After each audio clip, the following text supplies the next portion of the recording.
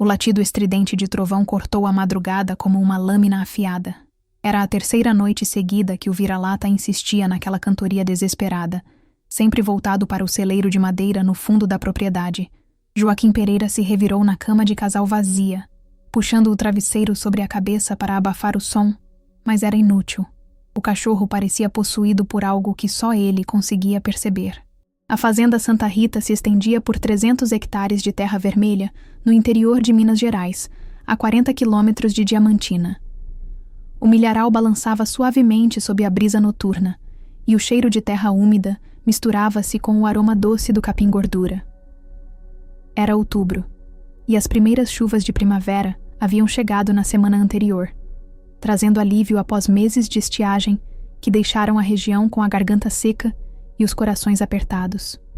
Joaquim levantou-se da cama, os pés descalços tocando o piso frio de cimento queimado. Aos 42 anos, carregava nos ombros largos o peso de uma solidão que parecia crescer a cada amanhecer.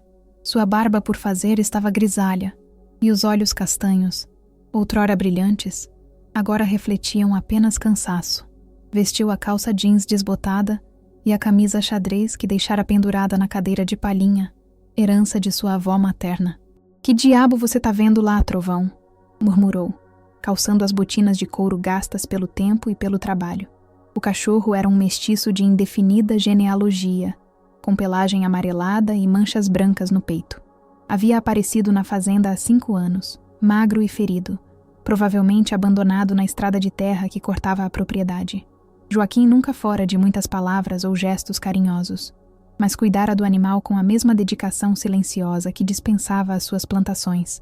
A casa de 3 quartos era simples, mas bem cuidada, com paredes de tijolos aparentes e telhado de barro. Na varanda, 2 cadeiras de balanço permaneciam vazias desde que a mãe de Joaquim morrera, há 2 anos.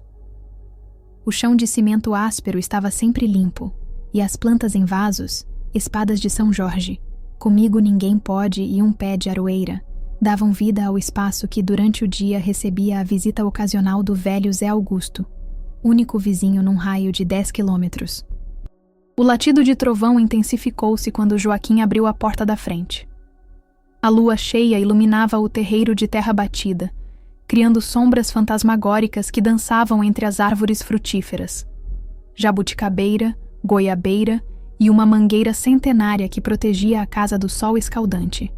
O silêncio típico do campo estava quebrado apenas pelos grilos e pelo uivo distante de algum animal selvagem. "Trovão! Vem cá, seu danado!"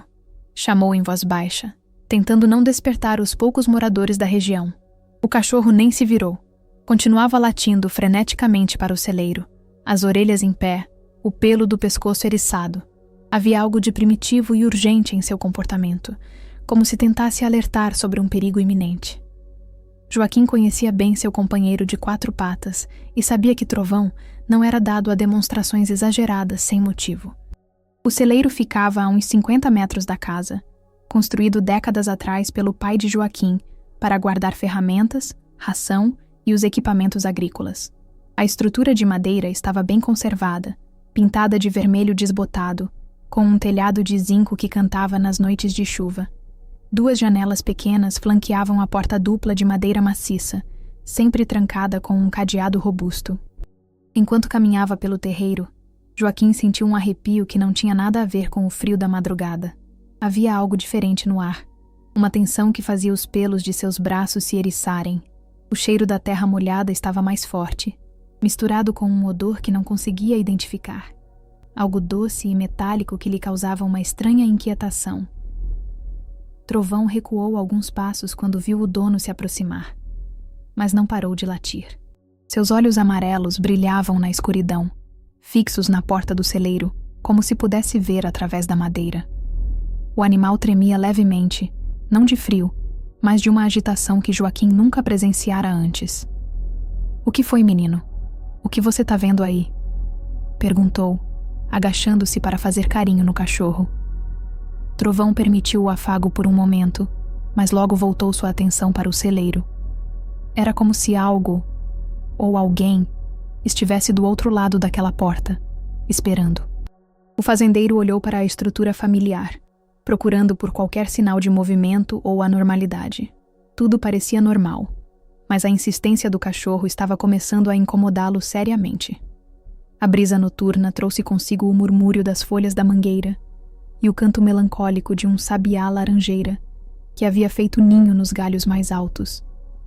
Era um som que geralmente acalmava Joaquim, lembrando-o da infância, quando dormia na mesma cama com os 2 irmãos mais novos, todos embalados pelos sons da natureza. Mas naquela noite, até mesmo o canto do pássaro parecia carregado de presságios. Joaquim Pereira carregava nas costas mais do que os 50 sacos de milho que conseguia erguer sozinho durante a colheita. Carregava o peso de uma vida que parecia ter sido moldada pela perda desde muito cedo. Nascera naquela mesma fazenda em 1981, filho de João Pereira e Maria das Dores, terceiro de 4 filhos em uma família que vivia da agricultura de subsistência e da criação de gado leiteiro. A infância fora marcada pela dureza típica do campo, mas também por momentos de alegria simples. Joaquim lembrava-se de correr descalço pelos pastos com os irmãos, de pescar lambari no córrego que cortava a propriedade e de ajudar o pai a ordenhar as vacas antes do sol nascer. Maria das Dores era uma mulher forte, de mãos calejadas e coração generoso, que fazia questão de que todos os filhos soubessem ler e escrever, mesmo que isso significasse caminhar 5 quilômetros até a escola rural de Capelinha. Aos 16 anos, Joaquim presenciou a primeira grande perda de sua vida. Pedro, seu irmão mais velho, morreu em um acidente de motocicleta na estrada vicinal que ligava a fazenda à cidade. O rapaz de apenas 19 anos voltava da feira de Diamantina quando perdeu o controle da moto em uma curva molhada pela chuva. Joaquim foi quem encontrou o corpo na manhã seguinte, quando saiu para procurar o irmão que não havia retornado na noite anterior. A morte de Pedro mudou a dinâmica familiar para sempre. João Pereira, que já bebia esporadicamente, começou a se refugiar cada vez mais na cachaça caseira. Maria das Dores mergulhou em uma tristeza profunda, perdendo o brilho no olhar e a paciência com os filhos menores. Joaquim, que sempre fora responsável, assumiu precocemente o papel de filho mais velho, cuidando dos irmãos caçulas, Antônio, de 14 anos, e Lúcia, de apenas 12. A fazenda Santa Rita começou a declinar lentamente. Com João Pereira cada vez mais ausente, seja fisicamente ou mentalmente, as contas se acumularam e o gado foi vendido aos poucos para pagar dívidas. Joaquim abandonou os estudos no 2º ano do ensino médio para se dedicar integralmente ao trabalho na terra. Seus sonhos de juventude, talvez estudar veterinária ou engenharia agrícola, foram enterrados junto com as esperanças de uma vida diferente. Aos 20 anos, Joaquim conheceu Fernanda na festa de São João de Capelinha. Ela era filha de um comerciante local, tinha olhos verdes e um sorriso que iluminava qualquer ambiente. Apesar das diferenças sociais, os dois se apaixonaram intensamente. Fernanda via em Joaquim uma honestidade rara e uma força silenciosa que a atraía. Ele encontrou nela a possibilidade de reconstruir os sonhos que havia perdido. Namoraram por 3 anos, fazendo planos para o futuro. Joaquim trabalhou dobrado para reformar a casa e torná-la digna de receber uma esposa. Pintou as paredes, consertou o telhado e até mesmo instalou um banheiro interno, luxo raro na região na época. Fernanda o ajudava nas tardes de domingo, plantando flores no quintal e organizando os móveis herdados da família. Em 2004, finalmente se casaram em uma cerimônia simples na igreja de Capelinha. Os 2 primeiros anos de matrimônio foram os mais felizes da vida de Joaquim. Fernanda engravidou em 2005 e eles passaram meses escolhendo nomes e preparando o quarto do bebê. Joaquim construiu um berço de madeira com as próprias mãos, entalhando desenhos de animais da fazenda nas laterais. Mas a felicidade durou pouco. Fernanda perdeu o bebê no 6º mês de gestação, uma perda que devastou o casal. Ela caiu em uma depressão profunda, passando dias inteiros na cama, chorando silenciosamente. Joaquim não sabia como consolá-la. As palavras nunca foram seu forte, e a dor era grande demais para ser curada apenas com trabalho e determinação. A 2ª gravidez, em 2007, terminou em aborto espontâneo no 3º mês. A 3ª, 2 anos depois, resultou em outro natimorto. Cada perda era como uma facada no coração de Joaquim, mas ele se mantinha forte por Fernanda que estava se desintegrando emocionalmente. O casamento começou a se deteriorar sob o peso da tristeza e da frustração. Em 2011, Fernanda tomou a decisão que mudaria a vida de Joaquim para sempre. Uma manhã, ele acordou e encontrou uma carta sobre a mesa da cozinha. Ela havia partido durante a madrugada, levando apenas uma mala com roupas e algumas lembranças. Na carta, explicava que não conseguia mais viver com a dor constante e que precisava recomeçar longe dali. Não deixou endereço nem telefone para contato. Joaquim nunca mais teve notícias de Fernanda. Soube apenas, anos depois, que ela havia se mudado para São Paulo e se casado novamente. A informação chegou até ele através de uma prima distante, mas ele não quis saber detalhes. A ferida estava cicatrizada por fora, mas por dentro ainda sangrava. A partida de Fernanda coincidiu com outra perda devastadora. João Pereira, que nunca se recuperara totalmente da morte do filho mais velho, morreu em 2012, vítima de cirrose hepática. Joaquim cuidou do pai nos últimos meses, vendo o homem forte que conhecera na infância definhar lentamente. A morte foi quase um alívio, para o velho e para o filho que o assistia sofrer. Os irmãos de Joaquim haviam tomado rumos diferentes. Antônio mudou-se para Belo Horizonte logo após terminar o ensino médio, arrumou emprego em uma fábrica e raramente visitava a fazenda. Lúcia casou-se com um professor e foi morar em Montes Claros. Ambos mantinham contato esporádico com Joaquim, mas era claro que a fazenda representava para eles um passado que preferiam deixar para trás. Maria das Dores foi a última a partir. Desenvolveu Alzheimer aos 70 anos e passou os últimos 2 anos de vida sem reconhecer o filho que cuidava dela com dedicação incansável.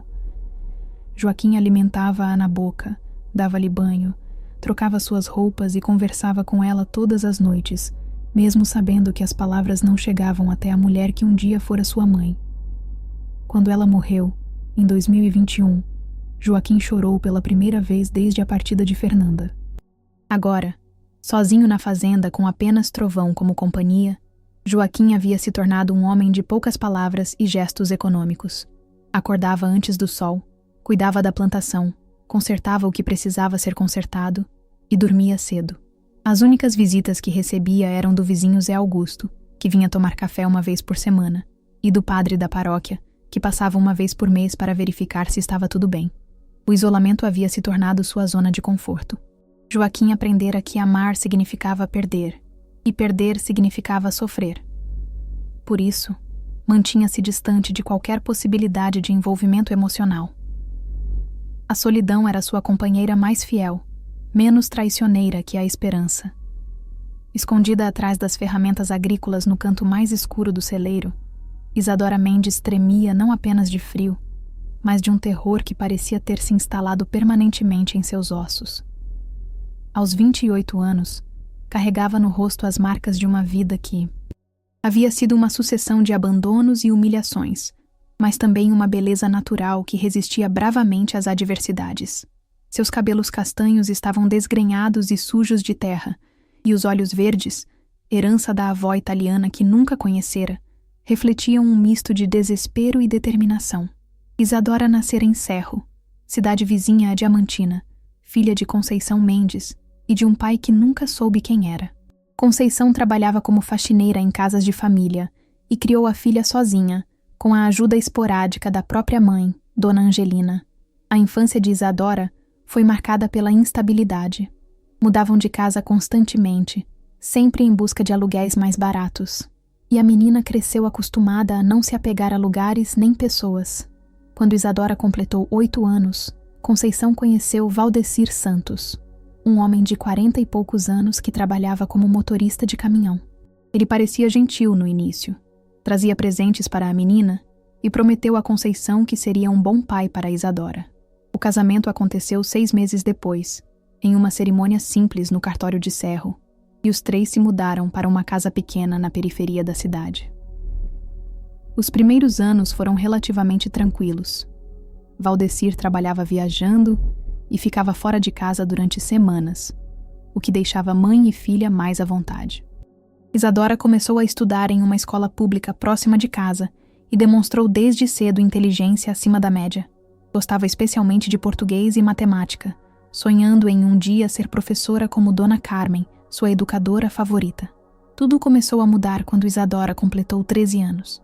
Valdecir passou a olhá-la de forma diferente, com um interesse que a fazia sentir-se profundamente desconfortável.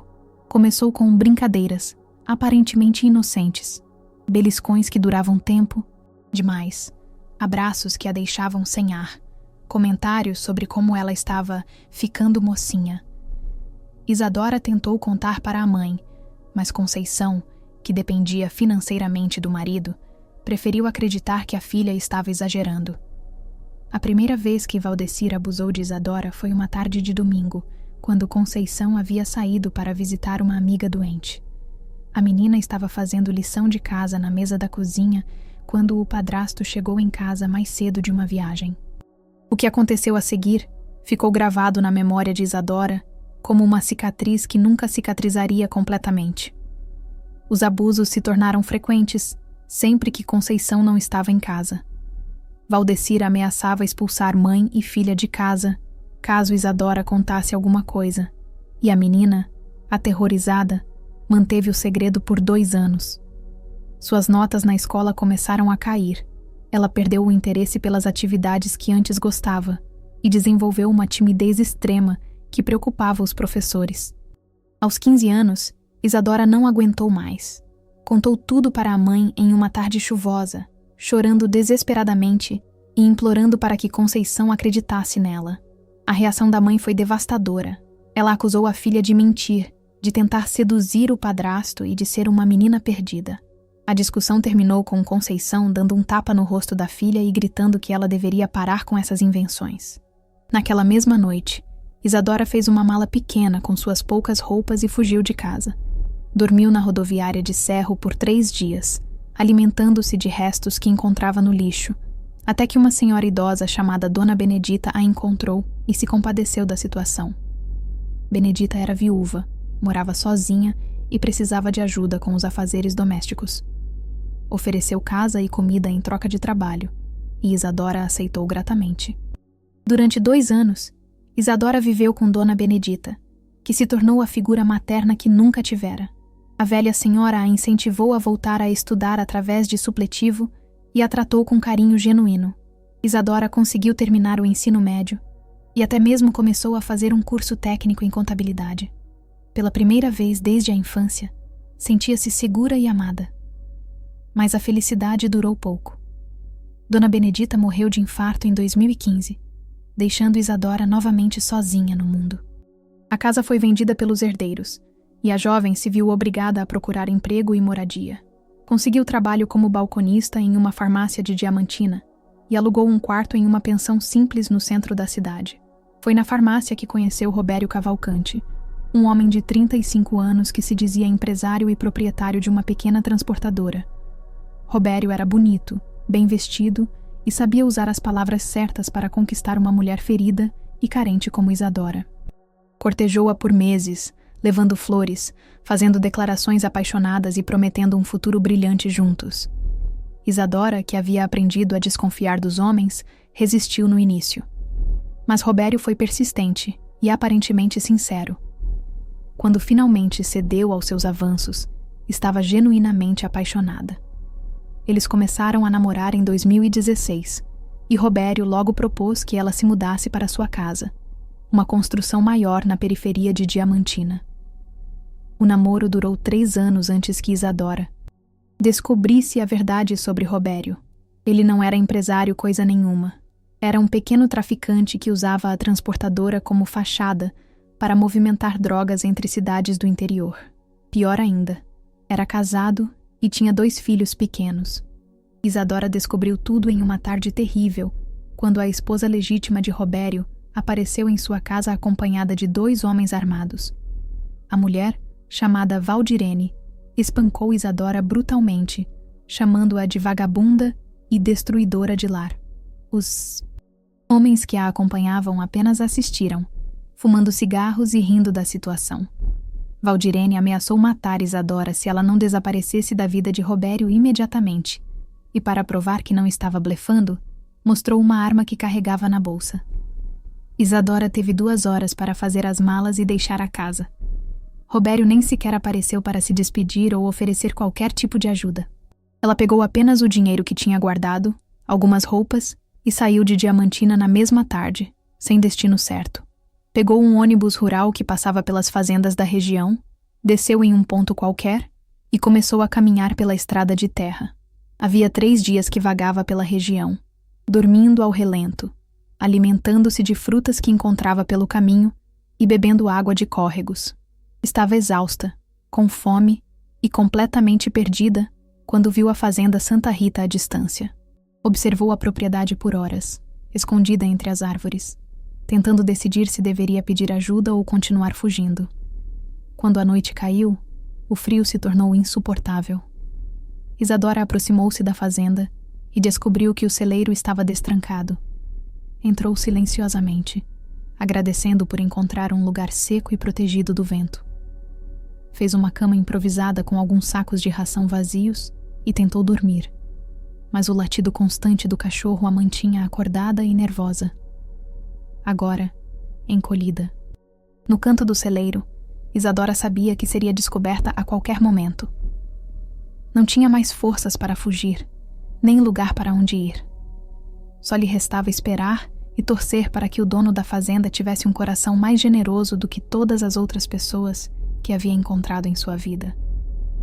Joaquim caminhou lentamente em direção ao celeiro, seus passos fazendo a terra seca estalar sob as botinas. Trovão o seguia de perto, alternando entre latidos agudos e um ganido baixo que parecia mais um lamento. O cachorro estava visivelmente agitado, farejando o ar com intensidade e olhando constantemente para o dono, como se tentasse comunicar algo de extrema importância. "Quieto, Trovão. Vamos ver o que tem aí", murmurou Joaquim, tirando o molho de chaves do bolso. A luz da lua cheia criava sombras alongadas que dançavam pelo terreiro, e o vento noturno carregava o cheiro de terra molhada misturado com algo mais. Um odor humano que Joaquim não conseguia identificar completamente. Seus sentidos de homem do campo, aguçados por anos de solidão e atenção aos detalhes, captaram uma presença diferente no ar. Chegando à porta do celeiro, Joaquim notou que o cadeado estava ligeiramente deslocado. Não estava arrombado, mas parecia ter sido mexido recentemente. Seus músculos se tensionaram involuntariamente.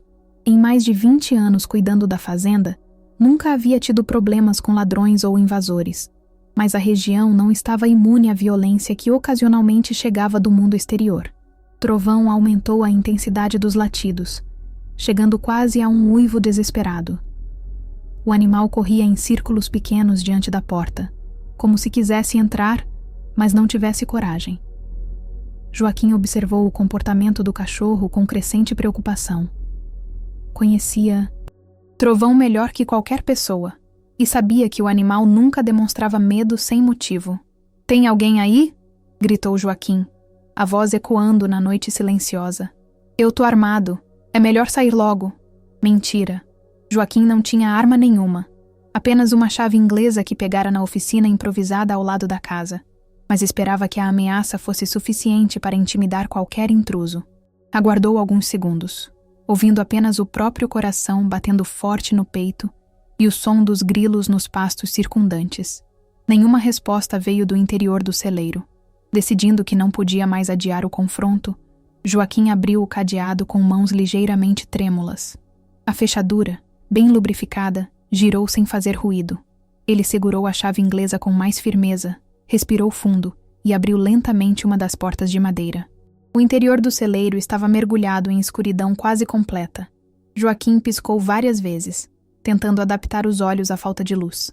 Pouco a pouco, conseguiu distinguir as formas familiares: a ordenhadeira mecânica coberta com lona, os sacos de ração empilhados, as ferramentas penduradas nas paredes de madeira. Trovão entrou correndo e foi direto para o canto mais escuro do celeiro, onde ficavam guardadas as ferramentas mais antigas. Seus latidos se tornaram mais agudos, quase histéricos. Joaquim o seguiu, erguendo a chave inglesa em posição defensiva. "Saia daí! Eu sei que tem alguém aí!" gritou novamente, a voz mais firme desta vez. Foi então que viu. Encolhida entre uma velha grade e alguns sacos de ração vazios, uma figura humana tremeu visível sob a luz fraca que entrava pela porta aberta. Joaquim sentiu o sangue gelar nas veias. Não era um ladrão. Era uma mulher. Isadora ergueu o rosto lentamente, os olhos verdes brilhando como os de um animal acuado. Estava suja, os cabelos desgrenhados, as roupas amarrotadas e manchadas de terra. Uma das mangas da blusa estava rasgada, e havia pequenos arranhões em seus braços. Parecia ter passado dias ao relento. Por favor, sussurrou ela, a voz rouca e desesperada. Não me machuque. Eu não roubei nada. Joaquim ficou paralisado por alguns segundos. A chave inglesa ainda erguida em sua mão. Nunca havia se deparado com uma situação como aquela. Sua primeira reação foi de desconfiança. Que tipo de mulher se esconderia em um celeiro no meio da madrugada? Mas quando olhou melhor para ela, viu além da sujeira e do desespero. Viu uma beleza frágil que resistia às adversidades. Viu olhos que já haviam chorado muito, mas que ainda mantinham uma centelha de dignidade. Viu uma mulher que não era uma criminosa, mas uma fugitiva de algo terrível. Quem é você?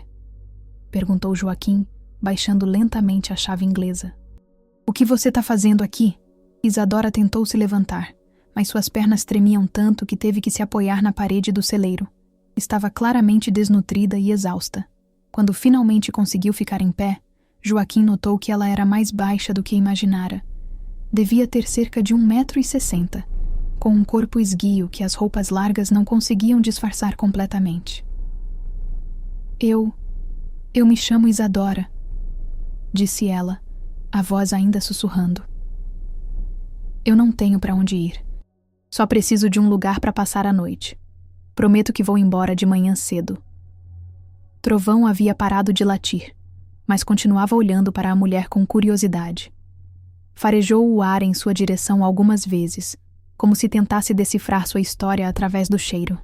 Você está fugindo de quê? Perguntou Joaquim, mantendo distância segura. Isadora baixou os olhos, claramente constrangida. De pessoas que querem me fazer mal. Eu não fiz nada de errado, eu juro. Só preciso sair da região. Que tipo de pessoas? Pessoas perigosas, ela respondeu, sem entrar em detalhes. Por favor, eu não vou causar problemas. Só deixe eu ficar até amanhecer. Joaquim observou a mulher em silêncio por alguns momentos. Sua experiência de vida o tornara naturalmente desconfiado, especialmente em relação a estranhos. Mas algo na postura de Isadora, na forma como ela se encolhia como se esperasse ser ferida a qualquer momento, tocou uma corda sensível em seu coração. Você tá com fome? Perguntou ele, surpreendendo-se com a própria pergunta. Os olhos de Isadora se encheram de lágrimas. Há 3 dias que eu só comi umas goiabas que achei no mato. E água. Bebi de um córrego ontem. Joaquim suspirou, passando a mão pela barba por fazer. Sabia que estava prestes a fazer algo que poderia se arrepender, mas não conseguia simplesmente dar as costas para aquela mulher obviamente desesperada. Talvez fosse a solidão falando mais alto, ou talvez fosse apenas a decência humana que sua mãe havia lhe ensinado. Vem, disse ele, virando-se em direção à porta. Vou te dar alguma coisa para comer. Isadora o seguiu hesitantemente, mantendo distância prudente. Quando saíram do celeiro, ela ergueu o rosto para o céu noturno e respirou fundo, como se fosse a primeira vez que respirava ar puro em dias. A lua cheia iluminava seu rosto, revelando feições delicadas que contrastavam com a dureza de sua situação. Joaquim trancou o celeiro novamente e começou a caminhar em direção à casa. Trovão o seguia, alternando entre o dono e a estranha, ainda desconfiado, mas menos agitado. O cachorro parecia ter percebido que a situação havia mudado de registro, de ameaça para algo mais complexo. Obrigada, murmurou Isadora, suas primeiras palavras de gratidão em dias. Joaquim não respondeu, mas diminuiu o passo para que ela pudesse acompanhá-lo sem dificuldade. No fundo, sabia que sua vida pacata e isolada estava prestes a se complicar de maneira irreversível, mas também sabia que não podia virar as costas para alguém que claramente precisava de ajuda.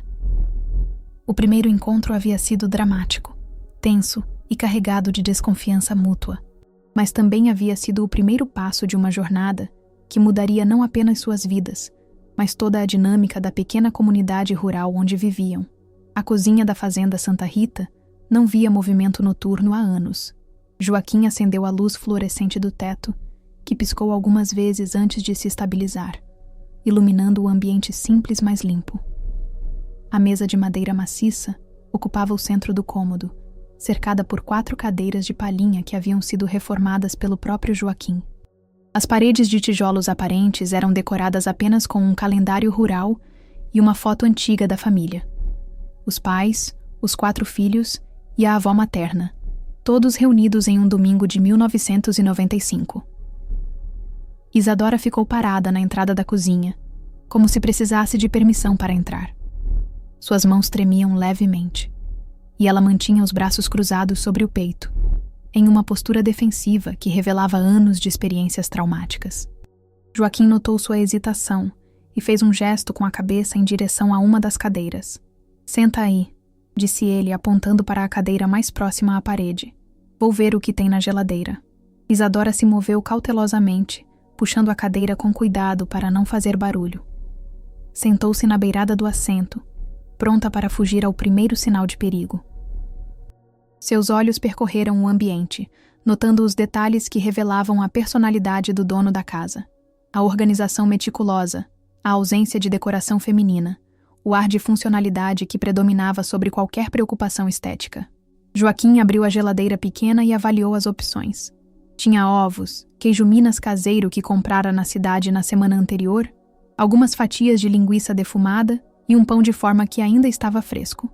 Não era uma refeição sofisticada, mas era comida de verdade, algo que Isadora claramente não tinha há dias. "Gosta de ovo frito?" perguntou ele sem olhar para trás. "Gosto de qualquer coisa", respondeu Isadora, a voz ainda baixa e cuidadosa. "Não precisa se incomodar muito."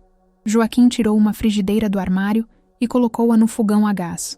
Acendeu o fogo, despejou um pouco de óleo e começou a quebrar ovos com movimentos precisos. O cheiro da fritura começou a se espalhar pela cozinha, e Isadora sentiu seu estômago roncar audível. Ela corou, constrangida, mas Joaquim fingiu não ter ouvido. Enquanto os ovos fritavam, ele cortou fatias grossas de queijo e pão, preparando um sanduíche simples.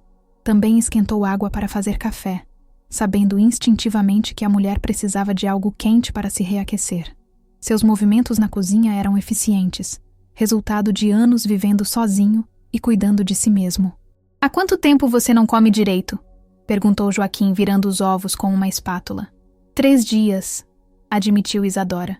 "Antes disso, eu estava passando por uns problemas." Joaquim não pressionou por mais detalhes. Sua experiência de vida havia lhe ensinado que algumas histórias precisavam ser contadas no tempo certo, e que forçar confissões raramente levava a lugar algum. Concentrou-se em preparar a comida, deixando que o silêncio fosse preenchido apenas pelo crepitar do óleo na frigideira. Quando terminou de preparar o sanduíche, colocou tudo em um prato e o trouxe até a mesa. Isadora olhou para a comida com uma expressão que misturava gratidão e incredulidade, como se não conseguisse acreditar que alguém estivesse sendo gentil com ela sem pedir nada em troca. "Come", disse Joaquim, sentando-se na cadeira do outro lado da mesa. "Devagar, senão você vai passar mal." Isadora pegou o sanduíche com as 2 mãos, tremendo ligeiramente. Deu uma mordida pequena, mastigou devagar e fechou os olhos, saboreando cada pedaço. Era comida simples, mas para ela tinha gosto de salvação. Lágrimas começaram a escorrer por suas bochechas, misturando-se à sujeira que ainda marcava seu rosto. "Desculpa", murmurou ela, tentando enxugar as lágrimas com as costas da mão. "Eu não queria chorar." "Não precisa pedir desculpa", respondeu Joaquim, levantando-se para buscar um pano de prato limpo. "Toma, limpa o rosto." Isadora aceitou o pano e se limpou cuidadosamente, revelando feições mais definidas sob a camada de sujeira. Joaquim serviu o café em 2 xícaras e colocou açúcar na mesa, notando como ela pegava a bebida quente com as 2 mãos, como se tentasse absorver o calor através da porcelana. "Você disse que está fugindo de pessoas perigosas?" disse Joaquim, bebendo seu café lentamente. "Que tipo de perigo?" Isadora hesitou, claramente debatendo consigo mesma sobre quanto deveria revelar. Eu Eu me envolvi com um homem que não era quem eu pensava que era. Quando descobri a verdade, tive que sair correndo. A mulher dele, ela disse que ia me matar se eu não sumisse. E você acreditou? Ela estava armada, respondeu Isadora, a voz tremendo na lembrança. E tinha 2 homens com ela. Eu tive 2 horas para deixar a cidade. Joaquim franziu a testa, processando a informação. Conhecia histórias similares. Mulheres que se envolviam com homens perigosos e acabavam tendo que fugir para salvar a própria vida. A região, apesar de rural e aparentemente pacata, não estava livre da violência que crescia nas cidades menores. Você tem família? Alguém que pode te ajudar? Não, disse Isadora, balançando a cabeça. Minha mãe, ela me expulsou de casa quando eu tinha 15 anos. Não tenho mais contato com ela. Por quê? Isadora baixou os olhos, claramente constrangida. Por causa do marido dela. Ele fazia coisas comigo. Quando eu contei pra ela, ela não acreditou. Disse que eu era uma mentirosa. Joaquim sentiu uma raiva surda crescer em seu peito. Havia conhecido algumas mulheres ao longo da vida que carregavam traumas similares e sempre se perguntava como alguns homens podiam ser tão cruéis e como algumas mães podiam abandonar os próprios filhos dessa maneira. Que idade você tem? Perguntou ele. 28. E desde os 15 você se vira sozinha? Mais ou menos, respondeu Isadora, terminando o sanduíche. Tive algumas pessoas que me ajudaram, mas no final, sempre acaba sendo eu sozinha mesmo. Joaquim bebeu o resto do café em silêncio, observando a mulher à sua frente.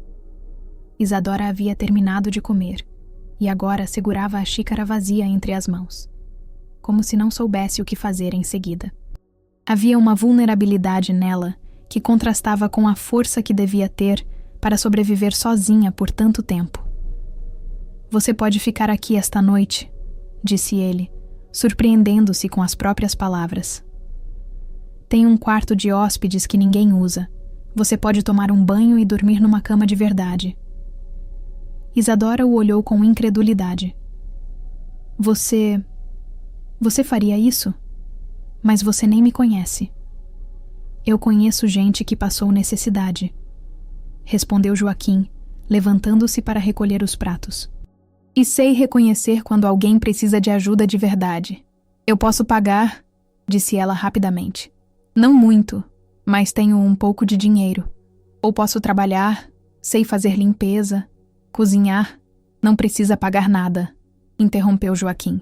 Amanhã cedo, se você quiser, posso te levar até a rodoviária de Diamantina. Aí, você decide para onde quer ir.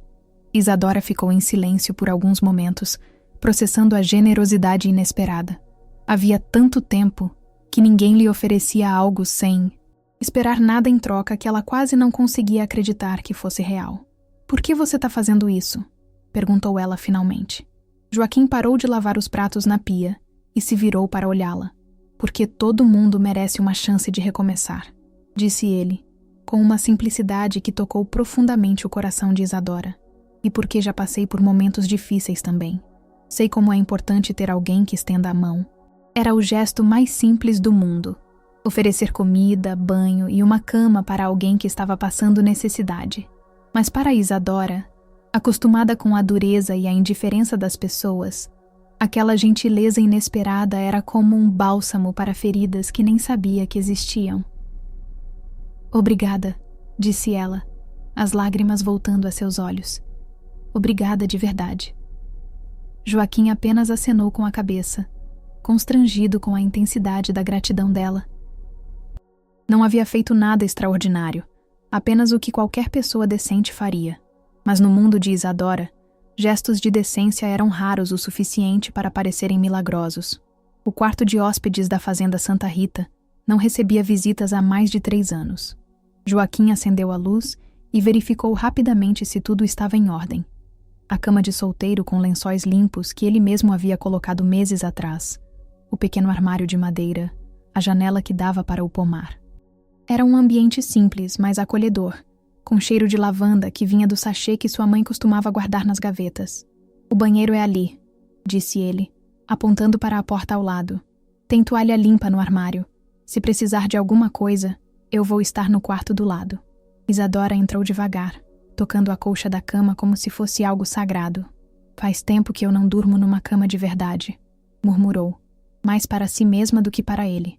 Descansa, disse Joaquim, parado na porta. Amanhã a gente vê o que você quer fazer. Joaquim, ela o chamou quando ele já estava se afastando. Eu quero que você saiba que eu não sou uma pessoa ruim. Sei que deve parecer estranho. Uma mulher aparecendo no seu celeiro no meio da noite. Ele se virou para olhá-la. Eu não acho que você é ruim, Isadora. Acho que você teve azar na vida. Depois que Joaquim saiu, Isadora se trancou no quarto e encostou as costas na porta, como se ainda não conseguisse acreditar que estava segura. Havia tanto tempo que vivia em constante estado de alerta que a sensação de proteção era quase desconcertante. Caminhou até a janela e olhou para fora, vendo a paisagem rural banhada pela luz da lua. Era bonito e tranquilo, o oposto de tudo que havia conhecido nos últimos anos. O banho quente foi uma revelação. Isadora ficou debaixo do chuveiro por quase 1 hora, deixando a água lavar não apenas a sujeira dos últimos dias, mas também um pouco da dor que carregava. Quando saiu, envolveu-se na toalha macia e olhou para si mesma no espelho embaçado. Estava mais magra do que gostaria, com olheiras profundas e pequenos machucados nos braços, mas ainda era a mesma mulher que um dia sonhara em ser professora. Na manhã seguinte, Joaquim acordou mais cedo que o habitual. Havia dormido mal, preocupado com a situação estranha em que se metera. Não era desconfiança de Isadora. Havia algo nela que inspirava proteção, não medo. Era mais um receio de si mesmo do que aquela presença feminina poderia despertar em sua vida cuidadosamente organizada. Preparou café e pão na chapa, como fazia todas as manhãs, mas desta vez fez quantidade para 2 pessoas. Quando Isadora apareceu na cozinha, ainda com as mesmas roupas da noite anterior, agora limpas, mas visivelmente gastas, Joaquim notou como ela parecia diferente. O banho havia revelado uma beleza natural, que a sujeira escondia, e seus cabelos limpos caíam em ondas suaves pelos ombros. Bom dia, disse ela hesitante. Espero que não tenha incomodado você ter uma estranha em casa. Não incomodou, respondeu Joaquim, servindo café nas 2 xícaras. Dormiu bem? Melhor do que em meses, admitiu ela, sentando-se na mesma cadeira da noite anterior. Obrigada por tudo. Eles tomaram café em silêncio, cada um perdido em seus próprios pensamentos. Joaquim observava Isadora discretamente, notando como ela cortava o pão em pedaços pequenos e comia devagar, como se temesse que a comida fosse desaparecer. Havia uma graça natural em seus movimentos, que contrastava com a tensão constante que carregava. Você já decidiu para onde quer ir? Perguntou ele finalmente. Isadora parou de mastigar e olhou para a xícara. Eu pensei nisso a noite toda. Não tenho família, não tenho amigos que possam me ajudar. Qualquer lugar que eu for, vou estar sozinha do mesmo jeito.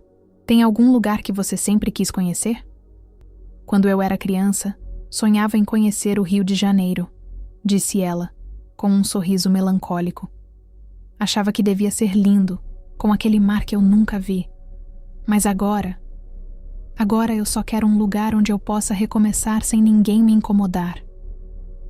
Joaquim bebeu o café lentamente, pensando. Havia algo em Isadora que o inquietava. Não de forma negativa, mas de forma intensa.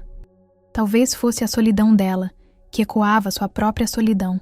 Talvez fosse a coragem silenciosa que ela demonstrava, mesmo depois de tudo que havia passado. Você sabe fazer o quê? Perguntou ele. Limpeza, cozinha, cuidar de casa, respondeu ela. Aprendi contabilidade também, mas nunca trabalhei na área. E você? Só cuida da fazenda? Só isso. Planto milho, feijão, algumas verduras. Tenho umas galinhas, uma vaca. Não é muito, mas dá para viver. Deve ser uma vida tranquila. É, disse Joaquim, mas havia uma melancolia em sua voz. Às vezes, tranquila demais. Isadora o olhou com curiosidade. Você sempre viveu sozinho? Não sempre, respondeu ele após uma pausa. Já fui casado. Minha mulher foi embora há mais de 10 anos. Sinto muito. Já passou. A vida continua. Mas Isadora percebeu que não havia passado completamente. Havia uma dor mal cicatrizada na voz de Joaquim. Uma familiaridade com a solidão que ela reconhecia em si mesma. Eles eram duas pessoas feridas, cada uma à sua maneira. Posso te ajudar com alguma coisa hoje? Perguntou ela. Enquanto eu estiver aqui, gostaria de me sentir útil. Joaquim hesitou. Parte dele queria mandá-la para a rodoviária imediatamente, antes que sua presença complicasse ainda mais sua vida já complicada. Mas outra parte, uma parte que havia estado adormecida por anos, sentia-se estranhamente reconfortada pela companhia feminina. Você não precisa trabalhar, disse ele. Já falei que... Não espero nada em troca. Eu sei, mas eu preciso fazer alguma coisa. Senão vou ficar louca só pensando nos meus problemas. Tá bom, concordou Joaquim. Tem algumas galinhas que precisam de cuidado. E a horta tá meio abandonada. Eu adoraria cuidar de uma horta, disse Isadora. E pela primeira vez desde que chegara, ele viu um genuíno entusiasmo em seus olhos. Passaram o dia trabalhando juntos, Joaquim mostrando a Isadora os canteiros de verduras que precisavam de atenção. Ela tinha mãos habilidosas e não temia se sujar, arrancando ervas daninhas com eficiência e regando as plantas com cuidado. Joaquim observava-a trabalhar, impressionado com sua dedicação. Você tem jeito para isso, comentou ele, quando ela conseguiu salvar um pé de tomate que ele já dava como perdido. Gosto de ver as coisas crescerem, disse ela, limpando a terra das mãos. É como se fosse um milagre pequeno acontecendo todo dia. À tarde, enquanto Joaquim consertava uma cerca, Isadora preparou o almoço. Quando ele entrou na cozinha, foi recebido pelo cheiro de feijão temperado e arroz soltinho. Ela havia encontrado alguns ingredientes na despensa e preparado uma refeição simples, mas saborosa. Você cozinha bem, disse ele, provando o feijão. Aprendi por necessidade, respondeu ela. Quando se mora sozinha, ou aprende a cozinhar ou passa fome. Eu só sei fazer o básico. Posso te ensinar se quiser. Tenho receitas que aprendi com Dona Benedita, a senhora que cuidou de mim quando eu era mais nova. Joaquim concordou com a cabeça, mas por dentro sentia um conflito crescente. Isadora estava se encaixando em sua rotina de forma natural demais. Sua presença trazia vida para a casa vazia, mas também trazia o risco de nova dor, quando ela inevitavelmente partiria.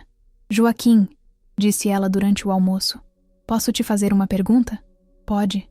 Por que você realmente me deixou ficar? Você não me conhece, não sabe se eu sou confiável. Não é normal alguém abrir a casa para um estranho. Joaquim parou de comer e olhou para ela. Porque eu sei o que é estar sozinho no mundo, disse ele finalmente. E porque quando eu olho para você, vejo alguém que só precisa de uma chance. E você? Você já teve uma chance de recomeçar? Pensei que já era tarde demais para mim. Ninguém é velho demais para recomeçar, disse Isadora suavemente. Eu não sou. Você também não é. Eles se olharam em silêncio, cada um reconhecendo no outro uma dor familiar. Duas pessoas que haviam aprendido a viver com a solidão, mas que talvez pudessem aprender a viver com algo mais. A resistência emocional de ambos começava a se dissolver lentamente, substituída por uma conexão sutil, mas inegável. Não era amor. Ainda era cedo demais para isso. Era algo mais fundamental, o reconhecimento de duas almas feridas que talvez pudessem se curar juntas. O primeiro sinal de que a presença de Isadora na fazenda Santa Rita não passaria despercebida chegou na manhã de quinta-feira, quando Zé Augusto apareceu mais cedo que o habitual para o café semanal. O vizinho de 65 anos era um homem baixo e magro, com bigode grisalho e olhos pequenos, que não perdiam nada do que acontecia na região. Criava algumas cabeças de gado na propriedade vizinha e servia como uma espécie de jornal ambulante, espalhando notícias e fofocas por toda a comunidade rural. Joaquim estava no curral ordenando Mimosa, sua vaca leiteira, quando ouviu o barulho da motocicleta se aproximando. Isadora estava na horta, regando os canteiros de alface e couve que havia reorganizado nos últimos dias. Quando viu o homem estranho descer da moto, instintivamente se escondeu atrás da aroeira que ficava próxima aos canteiros. "Joaquim, meu filho!" gritou Zé Augusto, caminhando em direção ao curral. Como é que você tá? Tô bem, seu Zé, respondeu Joaquim, continuando a ordenha. Chegou cedo hoje. É que eu queria conversar com você sobre uma coisa, disse o vizinho, olhando ao redor com curiosidade. Ontem eu tava voltando da cidade quando vi uma mulher aqui no seu terreiro. Achei estranho, você nunca recebe visita. Joaquim sentiu o estômago apertar. Sabia que este momento chegaria mais cedo ou mais tarde. Era uma conhecida que passou aqui, disse ele tentando soar casual. Conhecida? Zé Augusto ergueu uma sobrancelha. Que conhecida, Joaquim. Você não fala com mulher há mais de 2 anos. Uma pessoa que precisava de ajuda, disse Joaquim, levantando-se e pegando o balde de leite. Vamos tomar um café? Claro, claro, concordou Zé Augusto, mas seus olhos continuavam vasculhando o terreiro. Essa mulher ainda tá aqui? Tá. E daí? Daí nada, rapaz. Só curiosidade mesmo. Faz tempo que não vejo movimento por aqui. Eles caminharam em direção à casa. Zé Augusto tagarelando sobre o clima, a plantação e as novidades da cidade. Mas Joaquim percebia que o vizinho estava mais interessado em saber sobre Isadora do que em qualquer outra coisa. Na cozinha, serviu café e pão, esperando que Zé Augusto logo fosse embora. Essa mulher, insistiu o vizinho, mexendo açúcar no café. Ela é de onde? De Diamantina, respondeu Joaquim, omitindo deliberadamente os detalhes. Ah, da cidade grande. E o que ela veio fazer aqui? Seu Zé, com todo respeito, isso não é da sua conta. Zé Augusto riu, mas havia um brilho malicioso em seus olhos. Ué, rapaz, não precisa ficar nervoso. É só curiosidade de vizinho. Faz tanto tempo que você vive sozinho. Deve ser bom ter uma companhia feminina. Não é o que você tá pensando, disse Joaquim, se levantando da mesa. Ela só tá passando uns dias aqui. Claro, claro. Só que as pessoas vão falar. Você sabe como é. Uma mulher bonita aparecendo do nada na casa de um homem solteiro. Que falem, cortou Joaquim, a irritação crescendo em sua voz. Eu não devo satisfação pra ninguém. Não, não deve mesmo, concordou Zé Augusto, terminando o café. Mas você sabe como é a turma da igreja, né? Dona Carminha, o pessoal mais antigo. Eles não vão gostar muito dessa situação. Joaquim conhecia bem a dinâmica da pequena comunidade rural. Dona Carminha era a líder não oficial do grupo de mulheres da igreja, uma senhora de 70 anos que se considerava guardiã da moralidade local. Se ela decidisse que a presença de Isadora era inadequada, logo toda a comunidade estaria comentando. Bom, eu vou indo, disse Zé Augusto, levantando-se. Mas fica a dica, Joaquim. Se você gosta dessa mulher, é melhor correr atrás de um padre logo.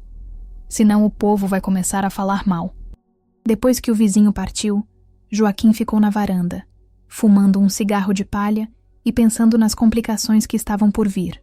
Isadora apareceu alguns minutos depois, ainda com terra nas mãos e uma expressão preocupada no rosto. Eu escutei parte da conversa, disse ela. Ele estava perguntando sobre mim? Tava. E vai espalhar para todo mundo que você tá aqui. Eu sabia que isso ia acontecer. Suspirou Isadora, sentando-se na cadeira ao lado dele. Eu devia ter ido embora ontem. Você não fez nada de errado, disse Joaquim. O problema é que o pessoal daqui não tem muito o que fazer. Então fica inventando fofoca. Isso vai te prejudicar? Não sei. Talvez. Na verdade, Joaquim sabia que sim. A comunidade rural era pequena e conservadora, e a presença de uma mulher solteira na casa de um homem solteiro seria vista como escândalo. Ele dependia da cooperação dos vizinhos para várias coisas, desde empréstimos de ferramentas até ajuda na época da colheita. Se fosse ostracizado, sua vida ficaria muito mais difícil. As primeiras consequências chegaram no sábado, quando Joaquim foi à cidade comprar suprimentos. Na padaria de seu Manuel, onde costumava tomar café da manhã, percebeu que as conversas paravam quando ele entrava. Olhares curiosos o seguiam, e ele ouvia sussurros abafados sempre que passava. Joaquim, chamou Dona Carminha, se aproximando dele na fila do banco. Preciso falar com você. Bom dia, Dona Carminha, cumprimentou ele, já sabendo o que vinha por aí. Meu filho, eu soube que você tá com uma mulher morando na sua casa, disse ela sem rodeios. Isso não tá certo. Dona Carminha, com todo respeito, isso não é problema da senhora. Claro que é, exclamou ela, aumentando o tom de voz. Você é parte da nossa comunidade, filho da finada Dona Maria das Dores, que era mulher de bem. Que exemplo você tá dando? Eu não tô fazendo nada de errado. Não? Uma mulher que ninguém conhece, dormindo na sua casa, sem casamento, sem nada oficial? Isso é concubinato, Joaquim. É pecado. Outras pessoas na fila começaram a olhar, e Joaquim sentiu o rosto queimar de raiva e constrangimento. A senhora não sabe de nada sobre a situação, disse ele tentando manter a voz baixa. Eu sei que se seus pais fossem vivos, estariam com vergonha, retrucou Dona Carminha, implacável. Ou você casa com essa mulher na igreja, ou ela sai da sua casa. Não tem meio termo. Eu não vou casar com ninguém só porque a senhora mandou. Então você vai ter que escolher entre ela e a nossa comunidade, disse Dona Carminha virando as costas para ele, porque aqui não tem lugar para esse tipo de comportamento. Joaquim terminou suas compras em silêncio, sentindo o peso dos olhares desaprovadores. No caminho de volta para a fazenda, parou na propriedade de Zé Augusto, que o esperava com um sorriso malicioso. Soube que você teve uma conversa interessante com Dona Carminha, disse o vizinho. Seu Zé, foi você que espalhou a história para todo mundo? Joaquim, meu filho, eu só comentei com uma ou duas pessoas. Você sabe como é? Notícia boa não se esconde. Notícia boa? Ora, um homem da sua idade arrumando uma companhia é motivo de alegria. Só que agora você vai ter que formalizar a situação, né? Eu não vou formalizar nada. Então vai ter problema, disse Zé Augusto balançando a cabeça. O pessoal da igreja já tá falando em não comprar mais nada de você. E sabe como é? Sem os clientes daqui, sua plantação não vale nada. Joaquim sentiu o cerco se fechando. A comunidade rural funcionava como uma família ampliada, onde todos se conheciam e se apoiavam mutuamente. Mas também era um lugar onde as regras sociais eram rígidas e onde quem não se conformava era punido com o isolamento. Quando chegou em casa, encontrou Isadora na cozinha, preparando o almoço. Ela percebeu imediatamente que algo estava errado. O que aconteceu? Perguntou ela. O que eu imaginava que ia acontecer, respondeu Joaquim, sentando-se pesadamente na mesa. O povo da cidade tá falando da gente. Falando o quê? Que você tá morando aqui sem a gente ser casado. Que isso é imoral. Isadora parou de mexer a panela e se virou para ele. Joaquim, eu não quero que você tenha problemas por minha causa. Eu posso ir embora hoje mesmo. Pra onde? Pra qualquer lugar. Eu me viro. Não, disse Joaquim, surpreendendo-se com a firmeza da própria voz. Você não vai a lugar nenhum. Pelo menos não por causa de fofoca. Mas se isso vai te prejudicar... Que se danem eles, disse Joaquim, e havia uma determinação em seus olhos que Isadora nunca vira antes. Eu vivi a vida inteira tentando agradar todo mundo. Agora eu quero fazer uma coisa só pra mim. E o que é isso? Ter você aqui, pelo tempo que você quiser ficar. Era a primeira vez que Joaquim expressava claramente seu desejo de que ela permanecesse. Isadora sentiu o coração acelerar, uma mistura de alegria e medo. Estava se apaixonando por aquele homem gentil e forte, mas sabia que o mundo exterior não facilitaria as coisas para eles. Os obstáculos externos haviam se materializado, criando pressão sobre a relação que ainda estava se formando. Mas também haviam servido para fortalecer a determinação de Joaquim em proteger Isadora e a conexão que havia entre eles. A semana seguinte trouxe consequências que nem Joaquim, nem Isadora haviam previsto. O boicote da comunidade começou sutil, mas logo se tornou evidente. Na segunda-feira, seu Manuel, dono da padaria, recusou-se a comprar os ovos que Joaquim levava semanalmente. Na terça, Dona Amélia, que sempre comprava suas verduras, desconversou quando ele se ofereceu para entregar a mercadoria. Na quarta, até mesmo o padre da paróquia cancelou a visita mensal, alegando compromissos inadiáveis. Joaquim tentava manter a aparência de normalidade, mas Isadora percebia a tensão crescente em seus ombros, a forma como ele ficava quieto durante as refeições, perdido em pensamentos sombrios. Ela sabia que estava sendo a causa de problemas para o homem que lhe oferecera refúgio quando mais precisava. Joaquim? Disse ela na quinta-feira de manhã, enquanto ele consertava a cerca do curral. Eu acho que chegou a hora de eu ir embora. Ele parou de martelar e olhou para ela. Por quê? Você sabe por quê. Eu tô te trazendo problemas que você não merece. Eu já disse que não me importo com a opinião do povo. Mas eu me importo, disse Isadora, a voz carregada de emoção. Eu me importo porque você é uma pessoa boa. E eu não quero que você perca tudo por minha causa. Perder o quê? Um bando de gente fofoqueira que não tem nada melhor pra fazer? Perder sua comunidade, seus vizinhos, sua vida como ela era. Joaquim largou o martelo e se virou completamente para ela. Minha vida como ela era não valia nada, Isadora. Eu tava morrendo um pouco a cada dia, sozinho nessa fazenda. Você trouxe vida para esse lugar. Mas a que custo? Antes que Joaquim pudesse responder, o som de uma motocicleta se aproximando interrompeu a conversa. Não era a moto conhecida de Zé Augusto, mas um motor mais potente que eles não reconheciam. Isadora sentiu um arrepio percorrer sua espinha quando viu duas figuras pararem na entrada da propriedade. Joaquim, sussurrou ela, a voz tremendo. Eu acho que eles me encontraram.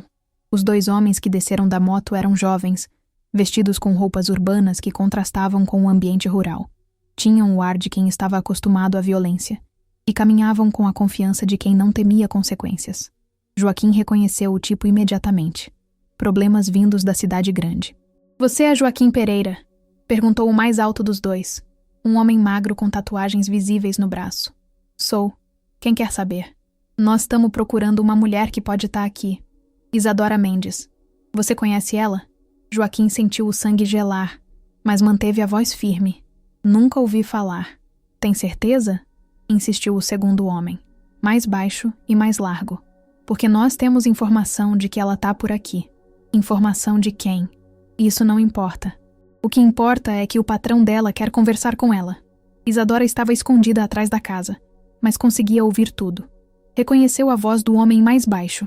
Era Toninho, um dos capangas que trabalhavam para Robério. Se eles estavam ali, significava que sua localização havia sido descoberta. Provavelmente alguém da cidade a tinha visto e reportado.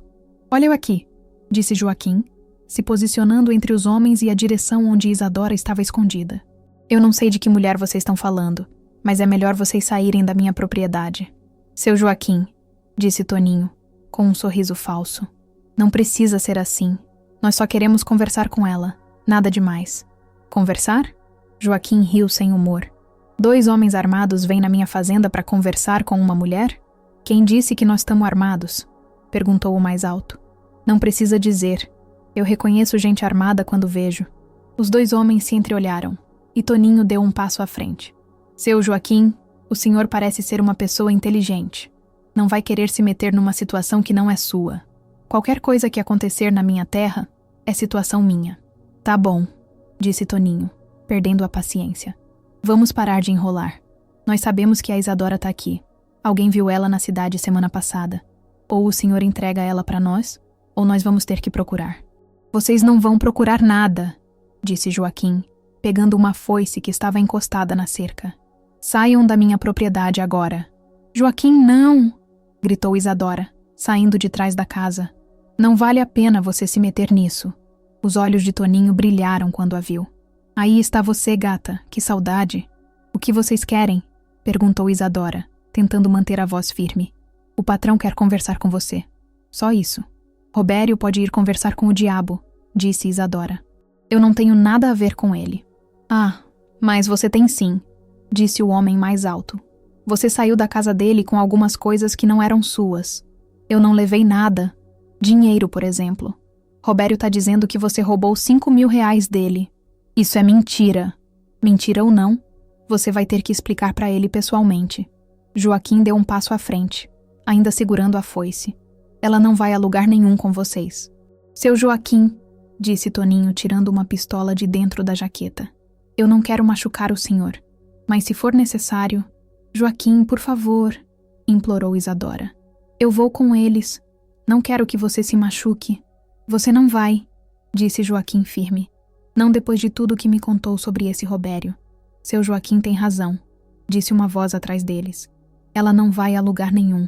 Todos se viraram para ver Zé Augusto se aproximando, acompanhado de 2 outros homens da região. Antônio do Posto e Zeca da oficina. Todos armados com espingardas de caça. Isso aqui não é com vocês, disse Toninho nervoso. Claro que é, respondeu Zé Augusto. Vocês estão ameaçando nosso vizinho? Isso é problema nosso, sim. Que porra é essa? Murmurou o homem mais alto. Isso é interior, rapaz, disse Antônio do Posto. Aqui a gente se defende. A situação estava se tornando explosiva. Joaquim olhou para Isadora e viu lágrimas em seus olhos. Ela estava dividida entre a gratidão pela proteção e o medo de que alguém se machucasse por sua causa. Tá bom, disse Toninho guardando a arma. Dessa vez vocês ganharam, mas isso não acabou. Pra nós acabou, disse Zé Augusto. E eu sugiro que vocês não voltem por aqui. Os dois homens caminharam de volta para a moto, mas antes de partir, Toninho gritou. Isadora, você sabe que não pode se esconder para sempre. Uma hora nós vamos te pegar. Depois que eles partiram, Joaquim se virou para os vizinhos que vieram ajudá-lo. Obrigado, pessoal. Não esperava... Joaquim, disse Zé Augusto. Pode ser que a gente não aprove seus métodos, mas você é nosso vizinho. E ninguém mexe com nosso vizinho. Isso mesmo, concordou Antônio. Mas agora você precisa decidir o que vai fazer. Esses caras vão voltar. Depois que os vizinhos partiram, Joaquim e Isadora ficaram sozinhos no terreiro. Ela estava tremendo, e ele podia ver o medo em seus olhos. Eu tenho que ir embora, disse ela, a voz quebrada. Agora eles sabem onde eu tô. Vão voltar com mais gente. Não, disse Joaquim. Nós vamos encontrar uma solução. Que solução? Joaquim, você viu aqueles homens. Eles são perigosos. Eu não posso ficar aqui sabendo que posso colocar você em risco. Isadora. Não! Ela gritou, as lágrimas finalmente escorrendo. Eu não posso mais fingir que isso vai dar certo. Eu trouxe problemas demais para sua vida. A comunidade te odeia. Agora tem bandido vindo aqui. Quando é que vai parar? Quando nós decidirmos que chega. Eu já decidi, disse Isadora se afastando dele. Amanhã cedo eu vou embora. Pra longe. Pra onde eles não possam me encontrar. E pra onde eu não possa te encontrar também. É melhor assim. Joaquim sentiu como se tivesse levado um soco no estômago.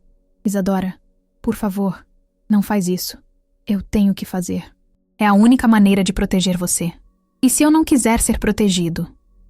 Então você vai ter que aceitar, disse ela, entrando na casa e batendo a porta atrás de si.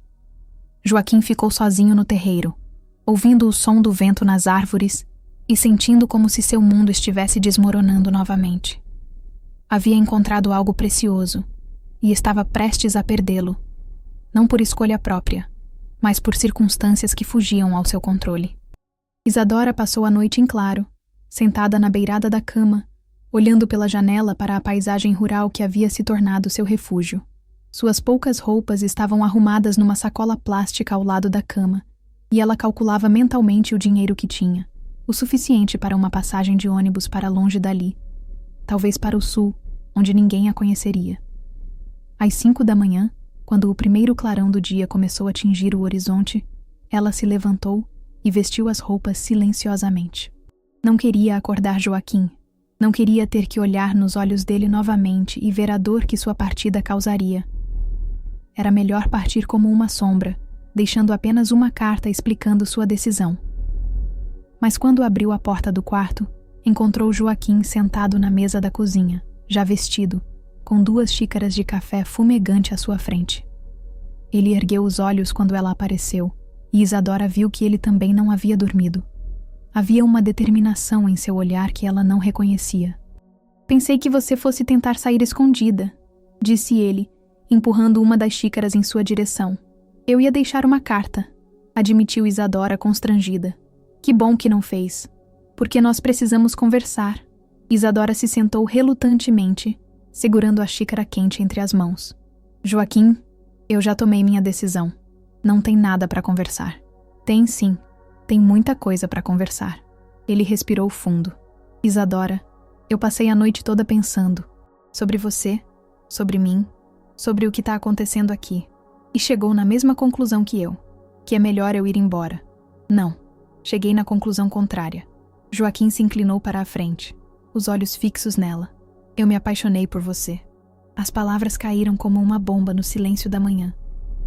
Isadora sentiu o coração disparar. Uma mistura de alegria e terror percorrendo seu peito. Joaquim, você não pode... Posso sim. E você também se apaixonou por mim, mesmo que não queira admitir. Mesmo que seja verdade, isso não muda nada, disse ela, as lágrimas já começando a formar. Eu ainda sou uma mulher com problemas, fugindo de gente perigosa. Você ainda é um homem que merece uma vida tranquila. Isadora, você quer saber que vida tranquila eu tinha antes de você chegar? Joaquim se levantou, caminhando até a janela. Eu acordava todo dia no mesmo horário, fazia as mesmas coisas, falava com as mesmas pessoas. No fim do dia, eu me deitava na mesma cama vazia e sonhava com a mesma mulher que me abandonou há mais de 10 anos. Joaquim, deixa eu terminar. Ele se virou para ela. Eu estava morrendo por dentro, Isadora. Lentamente, todo o santo dia, até que você apareceu no meu celeiro, assustada e precisando de ajuda. E de repente eu lembrei como é se importar com alguém. Mas os problemas... Que se fodam os problemas, explodiu Joaquim, com uma veemência que surpreendeu ambos. Você acha que eu me importo com o que Dona Carminha pensa? Ou com fofoca de vizinho? Ou mesmo com os bandidos da cidade? Você devia se importar. Eles são perigosos. Sabe o que é perigoso? É viver sem ter motivo para acordar de manhã. É olhar para o futuro e não ver nada além de mais solidão. É deixar a única pessoa que me fez sentir vivo de novo ir embora por medo. Isadora estava chorando abertamente agora. Joaquim, eu não quero que você se machuque por minha causa. Então não me machuque. Fica. Eu não posso. Você não entende o tipo de gente que está atrás de mim. Eles vão voltar. E da próxima vez pode ser pior. Então nós vamos embora. O quê? Joaquim voltou para a mesa, pegando as mãos de Isadora entre as suas. Nós vamos embora. Juntos. Para longe daqui. Para onde ninguém nos conhece. Você tá louco? Você não pode abandonar sua fazenda, sua vida. Que vida, Isadora? Que vida eu tenho aqui sem você? Mas a fazenda é tudo que você tem. É a herança da sua família. A fazenda é terra. É tijolo e madeira. Você é vida. Joaquim apertou suas mãos. Eu posso vender tudo, pegar o dinheiro e recomeçar em outro lugar. Com você. Joaquim, você mal me conhece. Pode ser que você se arrependa. Eu te conheço o suficiente para saber que você é corajosa, trabalhadora, carinhosa. Sei que você faz a melhor comida que já provei, que tem mãos de ouro para cuidar de plantas, que canta baixinho quando acha que ninguém tá ouvindo. Isadora soluçou. Você tá idealizando. Eu tenho problemas, Joaquim. Muito bagagem. Eu também tenho. Nós dois somos pessoas machucadas, mas talvez seja exatamente por isso que podemos nos curar juntos. E se não der certo? E se der? Joaquim sorriu pela primeira vez em dias. Isadora, eu passei 10 anos com medo de tentar de novo. Medo de me apaixonar. Medo de ser abandonado. Medo de sofrer. E sabe o que esse medo me trouxe? Nada. Só mais solidão. Mas e se eu te abandonar também? Então pelo menos eu vou ter tentado. Vou ter vivido, mesmo que por pouco tempo. Ele tocou o rosto dela suavemente. Isadora, eu prefiro ter você por 1 ano do que não ter você por uma vida inteira. Joaquim, ela sussurrou, se inclinando para o toque dele. Casa comigo. As palavras saíram antes que ele pudesse se deter. Isadora arregalou os olhos, completamente surpresa. O quê? Casa comigo, repetiu ele, agora com mais convicção. Não por causa do que o povo vai falar, mas porque eu quero. Porque eu te amo e quero que você seja minha mulher. Joaquim, você tá falando sério? Nunca falei tão sério na vida. Nós podemos nos casar hoje mesmo, no cartório de Diamantina. Depois vendemos a fazenda e vamos embora para onde você quiser. Mas os homens de Robério... Que venham. Deixa eles tentarem mexer com a minha esposa. Isadora olhou para o homem à sua frente. O homem que havia lhe oferecido abrigo quando ela mais precisava. Que havia enfrentado a desaprovação da comunidade para protegê-la. Que estava disposto a abandonar tudo para recomeçar com ela. Viu nele não apenas um salvador, mas um parceiro. Alguém que entendia sua dor porque também havia sofrido. Tem certeza? Perguntou ela, a voz trêmula. Absoluta. Mesmo sabendo que eu posso trazer problemas? Problemas nós resolvemos juntos. Mesmo sabendo que eu não sou perfeita? Nem eu. Nós vamos ser imperfeitos juntos. Isadora fechou os olhos, sentindo como se estivesse no precipício de uma montanha, prestes a saltar para o desconhecido. Durante toda a vida, havia aprendido a confiar apenas em si mesma, a nunca depender de ninguém. Mas olhando para Joaquim, viu algo que nunca havia visto antes. Um homem que não queria salvá-la, mas que queria caminhar ao lado dela. Sim, sussurrou ela. Sim? Sim, eu caso com você. Ela abriu os olhos e sorriu através das lágrimas. Eu te amo também, Joaquim. Eu te amo e tenho medo do que isso significa. Mas eu te amo. Joaquim a puxou para si, beijando-a com toda a paixão e desespero que havia acumulado nos últimos dias. Era um beijo que selava não apenas uma promessa, mas uma transformação. Eles não eram mais duas pessoas feridas tentando sobreviver sozinhas. Eram dois corações que haviam encontrado um no outro, a coragem para tentar de novo. Nós vamos conseguir, murmurou ele contra seus lábios. Juntos, nós vamos conseguir. Eu acredito em você, disse ela. Eu acredito em nós. Do lado de fora, Trovão latiu uma vez, como se aprovasse a decisão. O sol havia nascido completamente, pintando o céu de rosa e dourado, e a fazenda Santa Rita parecia diferente. Não mais um refúgio isolado, mas o lugar onde duas almas perdidas haviam encontrado uma nova chance de felicidade. A transformação estava completa. Joaquim havia redescoberto a coragem de amar, e Isadora havia aprendido a confiar novamente. Juntos, enfrentariam whatever desafios o futuro reservasse, porque agora sabiam que nenhum problema era grande demais quando dividido entre dois corações unidos. O casamento civil de Joaquim Pereira e Isadora Mendes aconteceu numa terça-feira chuvosa de novembro, no cartório de Diamantina. Não houve festa, flores ou convidados. Apenas duas testemunhas que o escrivão conseguiu na última hora. Um funcionário da prefeitura e uma senhora que esperava na fila para tirar documentos. Isadora usava um vestido simples que havia comprado numa loja do centro, e Joaquim vestia seu terno escuro, o mesmo que usara no funeral da mãe. Eu os declaro marido e mulher, disse o juiz de paz, um homem careca de meia-idade que realizava a cerimônia com a eficiência de quem já havia casado centenas de casais. Podem se beijar. O beijo foi tímido, quase casto, mas carregado de significado. Quando se separaram, Isadora tinha lágrimas nos olhos, não de tristeza, mas de uma emoção complexa que misturava alívio, medo e esperança. Joaquim segurou sua mão com firmeza, como se quisesse transmitir toda sua determinação através do toque. Agora somos uma família, murmurou ele, e Isadora sentiu algo se reorganizar dentro do peito. Família. Uma palavra que havia perdido o significado para ela há muito tempo. A reação da comunidade ao casamento foi mista. Dona Carminha, embora ainda desaprovasse a rapidez dos acontecimentos, não pôde criticar abertamente uma união oficializada pela Igreja e pelo Estado. Pelo menos agora está tudo nos conformes, comentou com as amigas, embora sua voz carregasse uma pitada de desapontamento por não ter mais motivos para fofoca. Zé Augusto, por sua vez, recebeu a notícia com uma mistura de surpresa e aprovação. Rapaz, você não perde tempo mesmo, disse ele, batendo nas costas de Joaquim. Mas acho que fez a coisa certa. Mulher que nem ela não aparece todo dia. A decisão de vender a fazenda não foi fácil.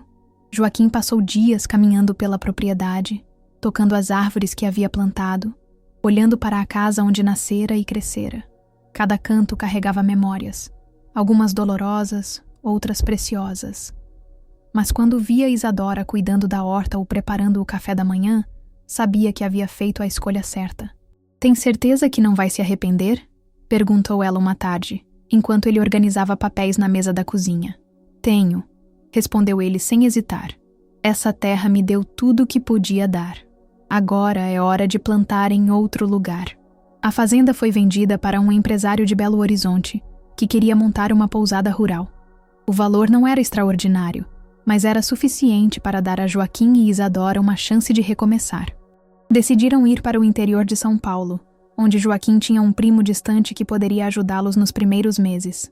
O confronto final com os homens de Robério nunca chegou. Uma semana antes da mudança, Zé Augusto trouxe a notícia de que o suposto empresário havia sido preso em uma operação policial. Parece que o tal Robério se meteu com gente grande, explicou o vizinho. Tá todo mundo na cadeia ou fugido. Sua mulher pode ficar tranquila. Isadora recebeu a notícia com alívio, mas também com uma desconfiança que anos de experiência haviam lhe ensinado.